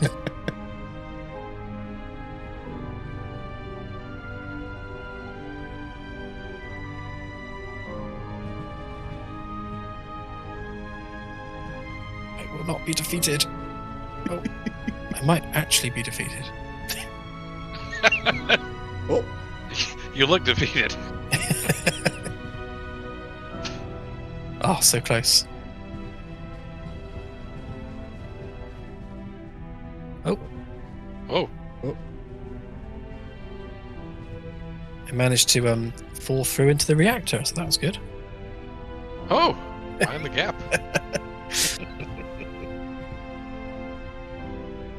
Yeah, I think I may actually have fixed it too good, unless you guys can get your way through the tape. I'm in the reactor, on the rafters in the reactor room now. If you do Alt-4, it will send you back. I almost hit Alt F4 out of reflex, thank you. Ooh.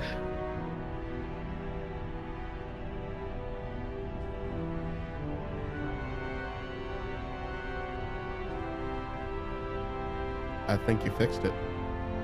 I think I might have. That's Well disappointing. Well, you gotta be fixing bugs, Dan. Come on. How disappointingly efficient of me.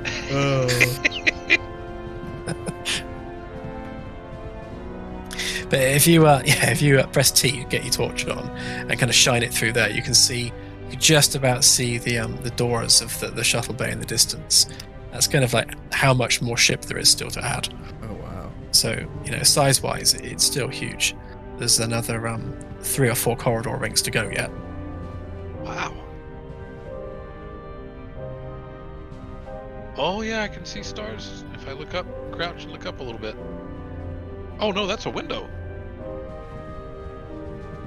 I know that is stars. There's no ceiling. Okay. There So you are got this tape keeping us safe. there are some windows there, and that's the observation booth for the shuttle bay. Okay. I see. Yeah, I can't get through. Damn my efficiency. Yeah. Lighten up, Dan. Come on. Oh, that's good stuff. Well, is there you have any other thoughts? I mean, when you were kind enough to pop in chat the last time that he was live, it just felt like you had so much that you wanted to say and you were restricted by, typing characters. Any other thoughts that you just want to pour out there? Because I don't know. Yeah. I'm sure everybody else has just enjoyed this so much, Dan.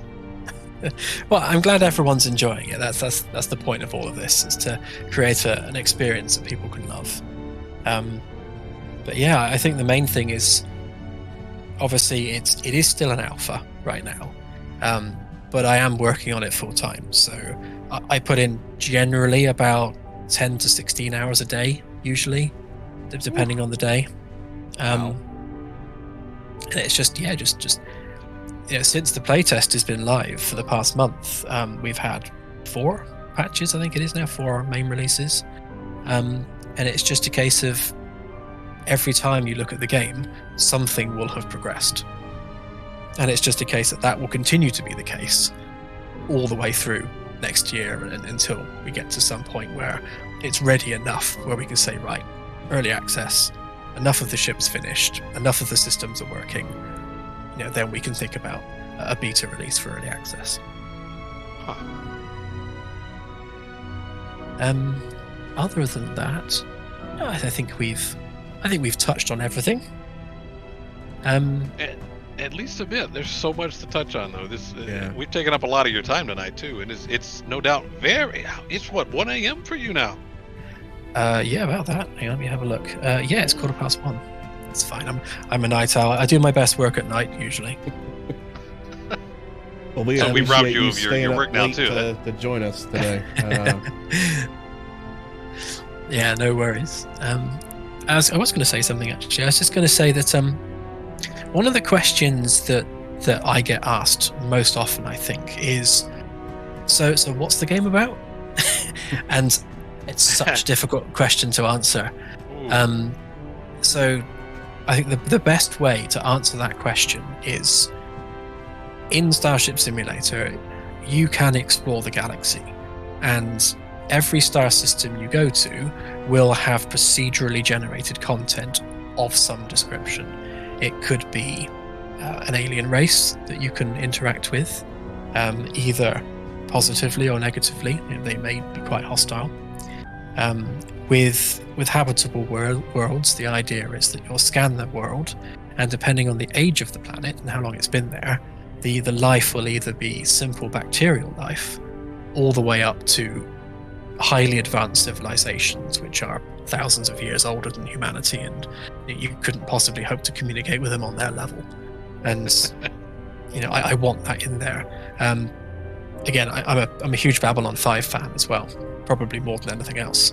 And I love the concept of the ancients and the first ones in Babylon 5, and I really want something like that in Starsim as well. So I like the idea that there are going to be some star systems where you've got, through the procedural generation, it's come up with highly xenophobic, highly aggressive, highly advanced aliens who will just shoot on sight and are massively more powerful than you, and your only hope is just to run away.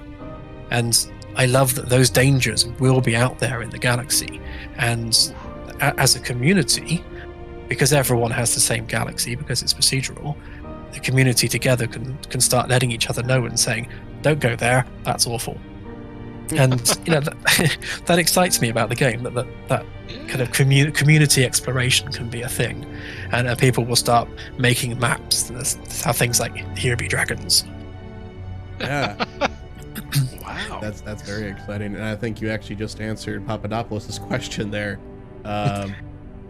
He was asking, will players sharing this world be able to engage with the same alien races than other players. So it sounds like you just answered that. Yeah. So the way the galaxy's made, I've made it in such a way that once it's established, we shouldn't need to touch anything that breaks the procedural generation, because procedural generation is very delicate, and if you change even one aspect of it, then you can just mess up the entire galaxy, and everything's just different across the board. So it's being made in such a way that every type of star system has its own seed, and every sector has its own seed, and on a sector by sector basis, those seeds should remain intact for all players. So if a sector generates an alien race, that will be the same for everybody. Very cool. And and there's a lot planned for that as well, because it's per sector. We can even have multiple star systems with some interrelationships going on. So you could have two star systems at war with one another, and then as a player you can decide which one of those two to help, or neither. So there's a lot of potential that we can unlock from that system. Something that just came to mind with this exploration aspect, is there going to be some kind of reward system? Like you find something that's unique or rare, you phone it home or something like that, or is it just, you get that satisfaction of finding it yourself? Well, there'll be flag planting to put your name on it. Yeah, stuff like that. We've looked at the idea of, it's similar to Elites, having the ability to claim first discovery of star systems, but it's being that it's not a live service, and you do have a local save game which you can just edit with a hex editor. It's difficult to police something like that. So it's an easy system to hack, basically. So we don't want people editing save games to get the coolest stuff. So there'll be various achievements on Steam for accomplishing light years traveled and discovering rare things that are in the galaxy. And there definitely will be a lot of rare things, like wormholes, for example. So wormholes will exist, but they will be rare. And once someone discovers one, hopefully the community as a whole will recognize that discovery, that this person was the person that discovered that, and now the whole community can use that wormhole. Okay. I like that. Huh. Yeah. I guess that's it. We want to build the community around the game, along with the exploration, because Elite has some amazing exploration communities, and that's really inspiring. And I definitely love to see something similar. And the whole public outsourced communication line for explorations and discoveries and unique, that's one of the neat things I find about Elite is how there's not necessarily an in-game asset to share information from player to player, but there's networks upon networks of various third-party apps and sites that allow just that, which is, it helps immerse even further into Elite, I think. So yeah, absolutely.